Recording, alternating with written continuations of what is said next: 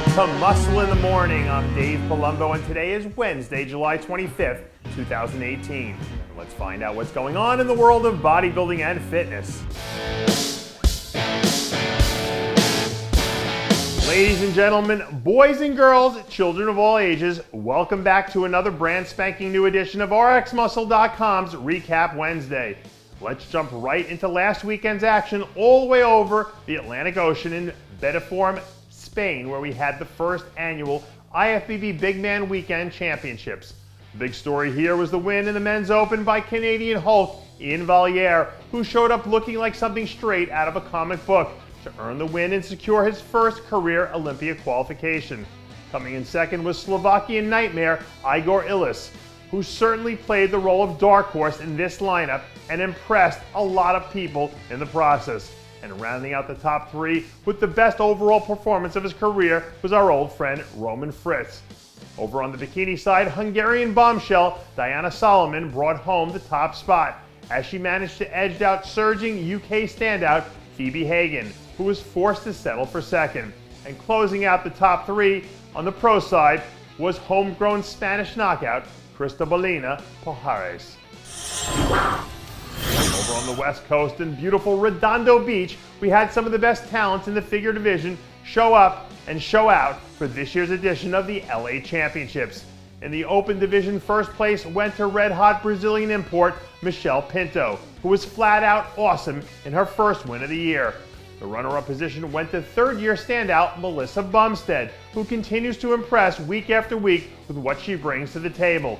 And finishing third was veteran assassin Julie Mayer. In the Masters division, it came down to a photo finish between Osiris Trump, who was confirmed not to be a Russian spy, in case anyone was wondering, and Tanya Wheatfall, with Trump managing to get the nod when it was all said and done. And wrapping up the top three at this year's event was Australian standout Stacey Steiner. Last weekend, Sin City got pounded with a heat wave of biblical proportions. But I'm sure the fact that some of the best men's physique and pro bikini competitors in the business were all out there turning up the heat at the Battle of the Desert probably made things a whole lot warmer. In the men's physique division, it was a surging Anthony Woods who managed to find himself as the last man standing in a lineup that turned out to be deeper than we expected. Bringing home the runner-up spot was the always dangerous Long Wu, who might have been at his all-time best. And closing out the top three was second-year man Daniel Amans. The big story here came from the bikini side of things, however, where Ashley Kaltwasser continued her relentless assault on the division by obliterating the field on the way to yet another huge win. Second place went to Sid City's own Francesca Lauren, who's been sneaky good so far this year, if you haven't been paying attention. And finishing in third, in another spectacular post-baby effort, was the incomparable India Paulino.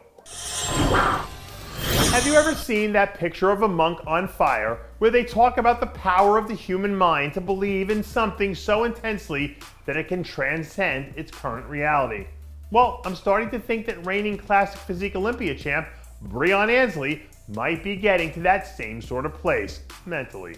The latest updates coming from Ansley and his team look a whole lot like a guy who has no intentions of letting anything or anyone knock him off the path right now. And that path is pointed directly at becoming the first man in history to win back-to-back classic Olympia titles.